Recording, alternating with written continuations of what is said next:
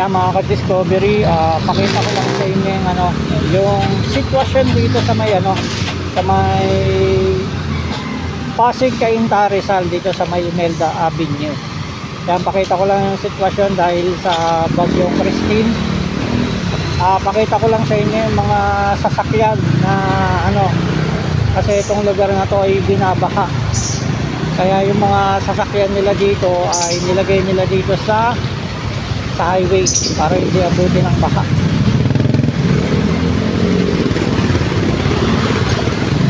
Yan, ikita nyo yung mga hili-hilirang mga sasakyan. Yan, kasi yung mga subdivision dito sa kahabaan ng Imelda Avenue sa may Cainta Pasig, binabaha kasi ang kaliwat kanan. Ayun, kaysa malubog sa baha yung kanilang mga sasakyan, ito nilagay nila dito sa mga gilid ng highway ng Imelda Avenue. Ayun, baha pa dun. Pasig na to. Ito kasi Pasig, ito Cainta, itong kabilang to, pag boundary yan. Yan, parehas binabaha yung lugar na yan.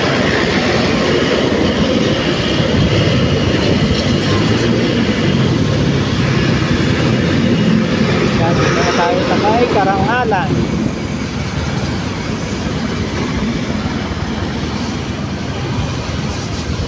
Yan, napakadaming mga sasakyan, Yan, sinesafekeeping nila yung sasakyan nila.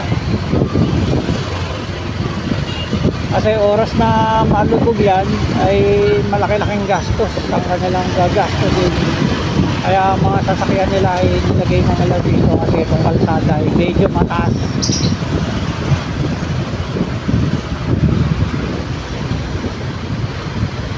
Nakikita nyo kabilang kalsada dito, sasakyan nakahilera lahat.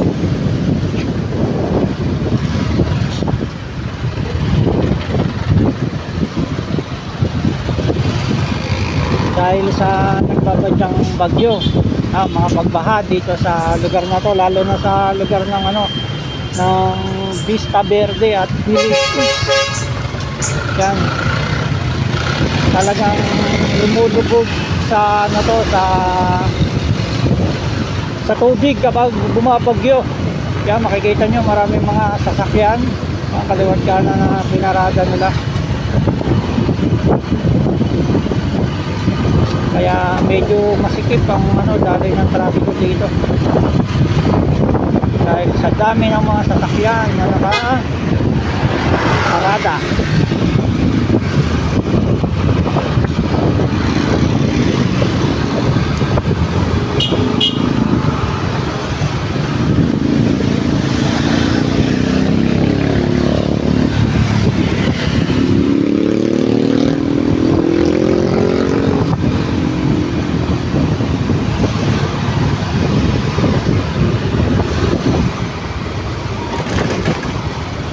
Pinahanan naman ang Karangalan, Cainta Rizal.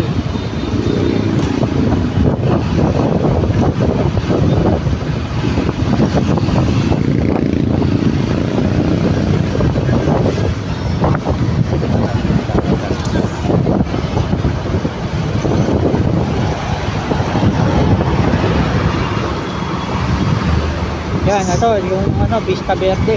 Yan, ito, ayun, baha. Vista Verde.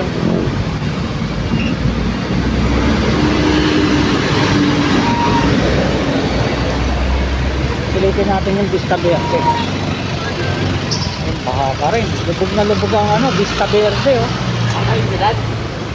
Mataas na rin. Oo. Kaya yan. Ay, mga kailang kaya. Yan, taas. Kaya yan.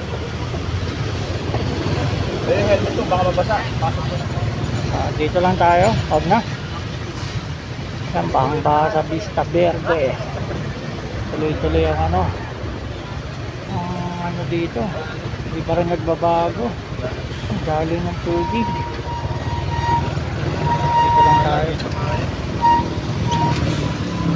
Yan mga ka-discovery, ito yung update sa Cainta Rizal at Pasig dito.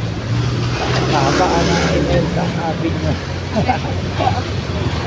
Imelda Avenue. Hanggang dito na lang din sa muli. Thank you for watching.